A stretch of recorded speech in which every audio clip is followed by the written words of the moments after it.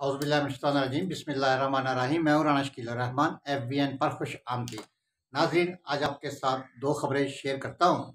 सबसे पहली खबर मियां नवाज शरीफ साहब की तरफ चलते हैं कि कल अखबार की एक खबर के मुताबिक कि मियां साहब बहुत गुस्से में हैं कि ये जो इलेक्शन नून लीग ने एक बदतरीन शिकस्त खाई है, उसके पीछे वजह क्या है। तो मेरे ख्याल में ये मियां नवाज शरीफ साहब ने एक बहुत बड़ा, मेरी नज़र में एक मजाक ही किया है कि बच्चे बच्चे को पता है कि इलेक्शन हारने की वजह क्या है। आया कि मियां साहब को नहीं पता कि ये इलेक्शन क्यों हारा गया है।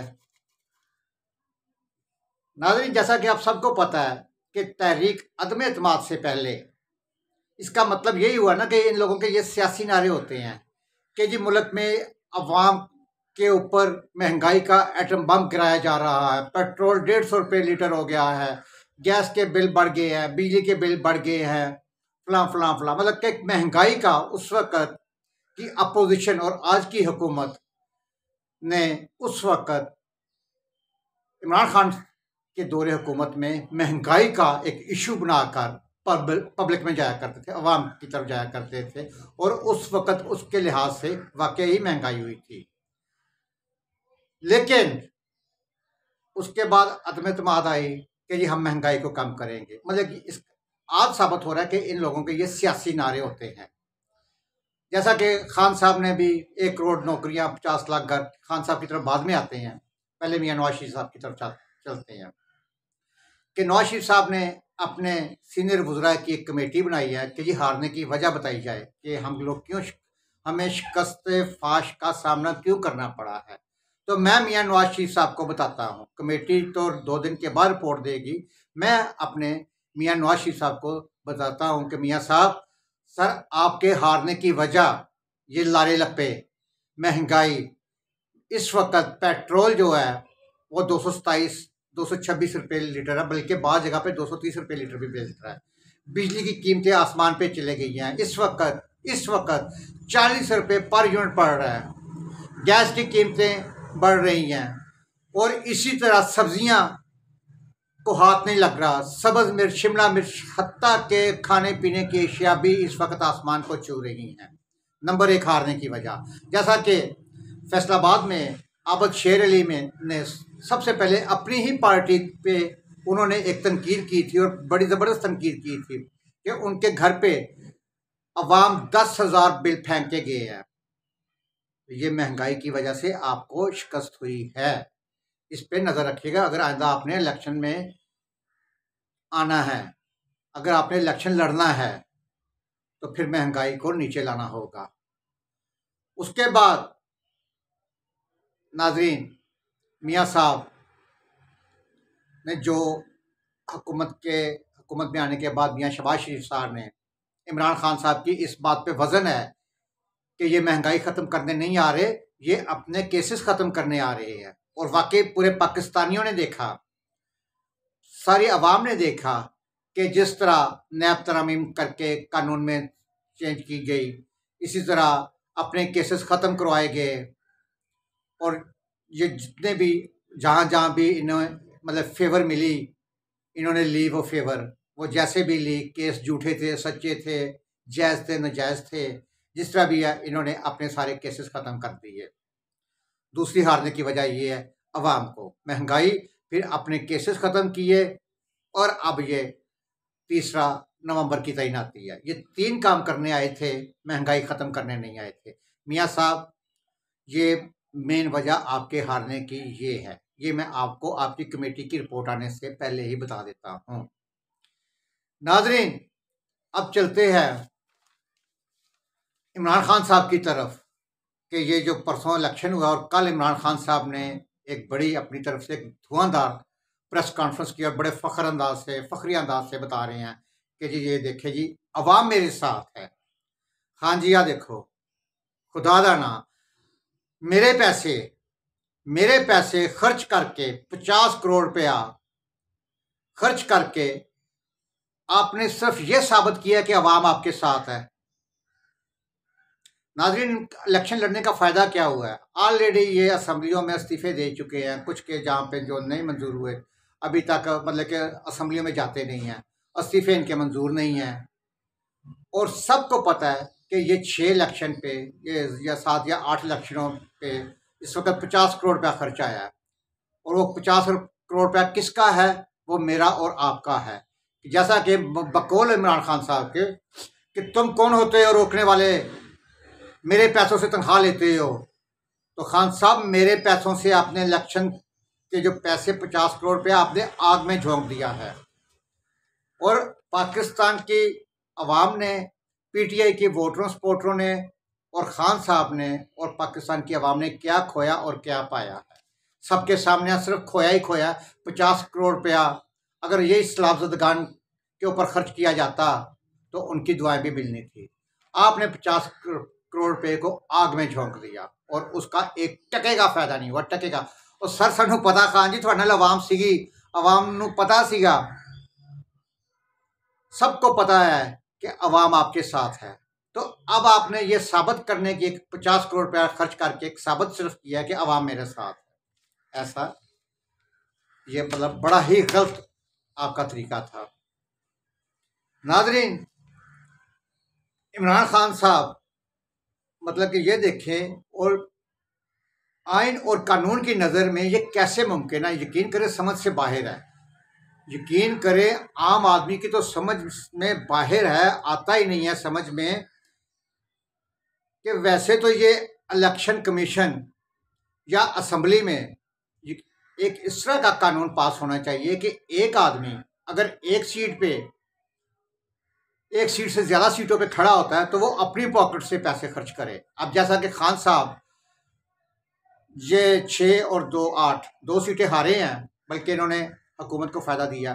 अब ये 8 सीटों पे या 7 सीटों पे इन्होंने इलेक्शन अकेले ने लड़ा है, तो एक सीट के अलावा बाकी 6 सीटों का खर्चा खान साहब खुद अपनी जेब से देते। पता चलता खान साहब को कि ये यार ये पैसे भी लगते ने, इतने पैसे लगते ने, खर्च होंगे ने, पैसे खर्च होंगे ने। लेकिन बकौल खान साहब के दोस्तों के, इनके प्यारे पुराने दोस्तों के भाइयों ने 1 रुपया नहीं अपनी जेब चो खर्च करते है। ये तो चाह भी किसी के कोलों पींदे होंगे सी जो जवानी क्रिकेट खेलते होंगे सी, जो टांगा पार्टी होंगी सी। तो अब खान साहब अपनी जेब से तो 1 रुपया नहीं खर्च करना इन्होंने, और इन्होंने ये चीज़ें सारी जो है अवाम के ऊपर डाली हैं। और यकीन करें कि और इस तरह का कानून पास होना चाहिए। इलेक्शन कमीशन में इस तरह के कोई रूल्स होने चाहिए कि एक सीट से ज़्यादा जो बंदा आप पैसे खर्च करेगा और उसे अपनी जेब से खर्च करने पड़ेंगे। और ये देखिए फिर एक से ज़्यादा सीटों पे कोई खड़ा भी नहीं होगा। अगर मेरा ख्याल है कि अगर इमरान खान की जगह कोई और बंदा ये हरकत करता तो उसके हर जगह से कागजात नामजदगी मुस्तरद हो जाने थे। हकीकत मैं आपको बताता हूँ। वैसे तज्जिया निगारों के मुताबिक अक्सर तज्जियाकार 100% तज्जियाकार ये कहते हैं कि पाकिस्तानी सियासत में इमरान खान एक गैर संजीदा शख्स है और ये सियासतदान के रूप में उभर कर सामने आया है। मतलब कि ये देखिए खान साहब इस वक्त 71-72 साल के हो चुके हैं। 71-72 साल की उम्र में ये खुद को एक जोशीला नौजवान साबित करने की कोशिश करते हैं। सुबह उठते हैं, बालों को जल छल लगाया, फिशल कराया, तैयार म्यार हुए, वेस्ट कोट पहने, नए कपड़े पहने, नया जूता पहना, कौन सा जेब से लिए हुए हैं, तो प्रेस कॉन्फ्रेंस कर रहे हैं, जलसे कर रहे हैं, टीवी इंटरव्यू दे रहे हैं। तो ये एक 21-22 साल का नौजवान अपने आप को समझते हैं। ये मतलब इनकी हरकत इस तरह की है। तो यकीन करें और वो नौजवान, ये इनकी हरकतें ऐसी है कि ये ऐसा नौजवान जो अपने सिवा किसी को भी अहमियत देने को तैयार नहीं है। कहते हैं कि मतलब कि जो इन्होंने कर लिया वो इतने इत्मीनान और यकीन के साथ कि जो इन्होंने कह दिया वही सच है, कि जो खान साहब के मुंह से निकल गया वही सच है। इमरान खान साहब को देखिए कि अब 5,47,000 वोट पड़ा है। 5,47,000 इमरान खान साहब को वोट पड़ा, और जो खान साहब को वोट पड़ा वो सारे फरिश्ते हैं, वो ईमान वाले हैं। और पीडीएम को है उनको पड़ा वोट 4,75,000। 4,75,000 वोट पीडीएम को पड़ा, और अस्तगफिरुल्लाह, तौबा नौज़बिल्लाह बकौल खान साहब के उन्होंने शिरक कर रहे हैं। जो मुझे वोट देगा अमर बिल मारूफ, खान साहब अपने आप को अमर बिल मारूफ से जोड़ते हैं कि मैं अच्छा हूं, बाकी सारे गलत हैं, अगर किसी और को वोट देंगे तो आप शिरक करेंगे। पाया होना की ये याद। हालांकि इनकी मालूमात और जनरल नॉलेज का भरम तो एक बार नहीं कई बार सरे आम खुल चुका है, लेकिन क्या मजाल है कि इन्हें अपनी इस नाकस मालूमात का कभी ख्याल भी आया हो। वो कई बार, नाज़रीन आपने कई बार सुना है 1,40,000 नबी आए हैं, कई बार इन्होंने अस्तगफिरुल्लाह ये फिक्रा दोहराया कि 1,40,000 अंबिया कराम आए हैं, और उसके बाद 4 मौसम नहीं 12 मौसम होते हैं, मुल्क में 12 मौसम हैं, और ये जापान और जर्मनी की सरहदों को आपस में मिला देते हैं। ये अपनी गलती को वो गलती करके भी कभी इन्होंने दुरुस्त नहीं करते। इसके पीछे क्या लॉजिक है ये खान साहब जानते हैं, या उनके वोटर ही जानते हैं, जो उनको अंधाधुन वोट ही देते हैं। ये कह सकते हैं सीन। और ये मानने वाले इस पर यकीन भी कर लेते हैं। यकीन करें, आप देखें ना, 1,40,000 पैगंबर आए हैं, 1,40,000 पैगंबर आए हैं, और मानने वाले इनके पीछे मानते हैं।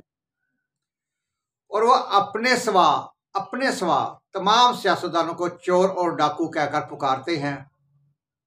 ठीक हो गया। हालांकि मुल्की सियासत में कई अच्छे और नेक सियासतदान मौजूद हैं। खान साहब से हजारों दर्जे बेहतर बहुत से सियासतदान अभी भी मौजूद हैं जो नेक और अच्छे सियासतदान हैं। और मजे की बात यह है कि वो अब भी असेंबली में नहीं जाएंगे।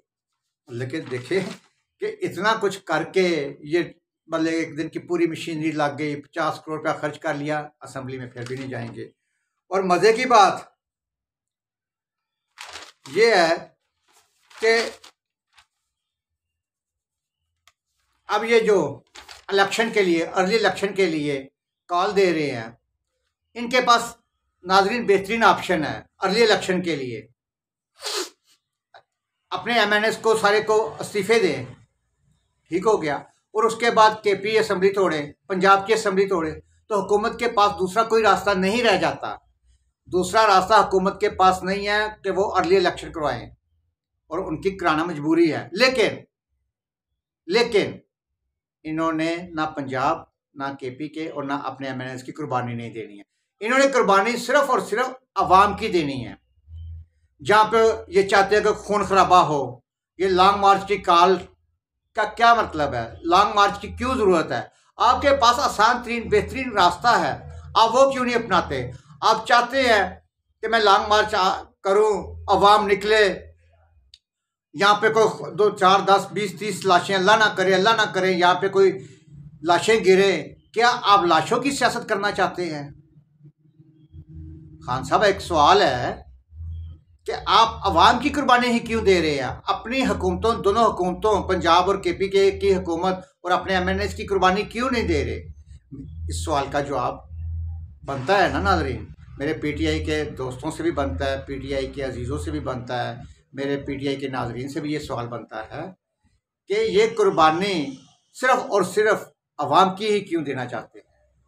और बुलाए ना आप अपने बच्चों को, जैसे कि मैंने अपने पिछले प्रोग्राम में भी कहा था, अपने बच्चों को ये क्यों नहीं इस जहाद के लिए, हकीकी आज़ादी के लिए साथ मिलाते? बुशरा बीबी को साथ क्यों नहीं लेके आते? अब मज़े की बात है, लॉन्ग मार्च में उनके साथ कंधे से कंधा मिला के बुशरा बीबी साथ जहाज में शरीक हो, हकीकी आज़ादी। लेकिन नहीं नहीं नहीं नहीं नहीं नहीं, ये गलती खान साहब कर सकते हैं भला? भाई, उनको अपनी बीवी अजीज है, उनको अपने बच्चे अजीज हैं। अजीज कौन नहीं है? अवाम के बच्चे अजीज नहीं है, अवाम अजीज नहीं है।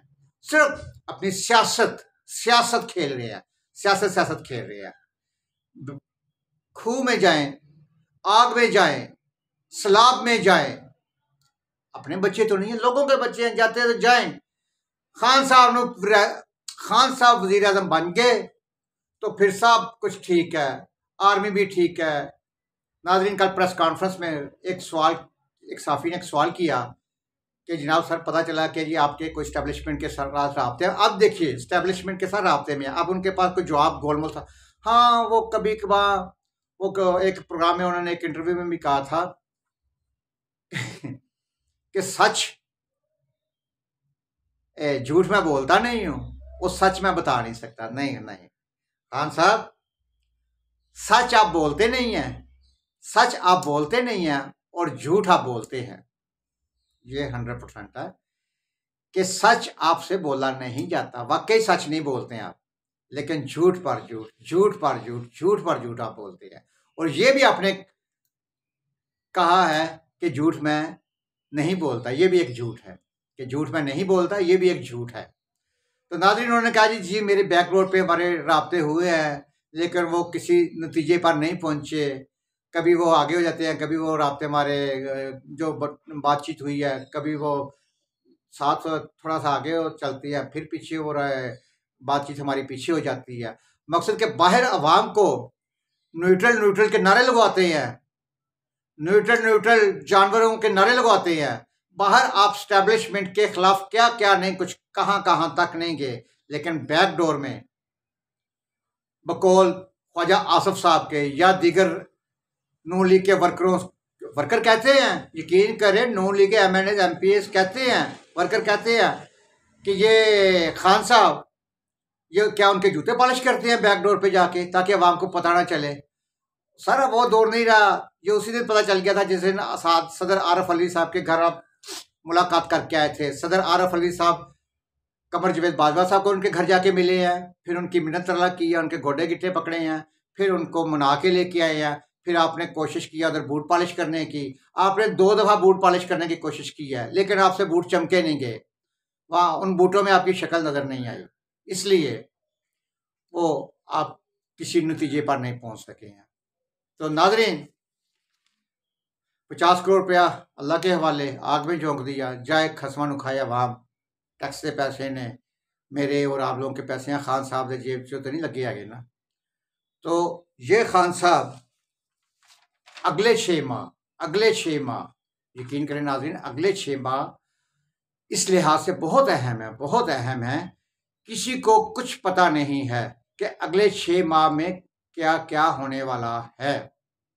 खुद सियासी बसात के ताने बाने बनाने वालों को भी नहीं पता। और हकीकत है कि अगला हुक्मरान कौन होगा। इमरान खान अपनी मकबूलियत के बावजूद ग्राफ, अपना वो जो ग्राफ है 6 महीने तक बरकरार नहीं रख सकेंगे। आज जो वो साबित कर रहे हैं ना, सिर्फ इलेक्शन में 50 करोड़ रुपए झोंक के अपना सिर्फ ग्राफ चेक किया है, लेकिन अगले 6 माह में ये बरकरार नहीं रख सकेंगे, ये लिख लीजिएगा। और PDM चाहे इक़्तिदार में रहे या ना रहे, नाज़रीन यहाँ पे ये मैं यहाँ पे प्रोग्राम ख़त्म कर रहा हूँ कि आप लिख लीजिएगा कि PDM इक़्तिदार में रहे या ना रहे, लेकिन खान साहब को अगला वज़ीर आज़म देखना किसी दीवाने का ख्वाब तो हो सकता है कि खान साहब जो अपने आप को अगला वज़ीर आज़म देखना चाहते हैं, ये उनका एक ख्वाब है। ये अब कम अज़ कम, मैं तो ज़्यादा नहीं, 2028 तक अब ये खान साहब इसका ख्वाब देखना छोड़ दें, और ना ये 5-6 साल सड़कों पे रह सकते हैं। लेकिन एक हकीकत और भी है, एक हकीकत और भी है, और हमें यहाँ ये भूलना नहीं चाहिए। नाज़रीन, आज डायरी में नोट कर लें कि आपने और हमने ये भूलना नहीं है कि मोहम्मद खान जुनेजो की तरह कोई नया चेहरा भी वज़ीर आज़म के रूप में सामने आ सकता है। तो नाज़रीन, इस प्रोग्राम के साथ इजाज़त दीजिए। अपना अपने घर का, मोहल्ले का, शहर का, अपने खूबसूरत प्यारे पाकिस्तान की सफाई का खास ख्याल रखें। अल्लाह हाफ़िज़।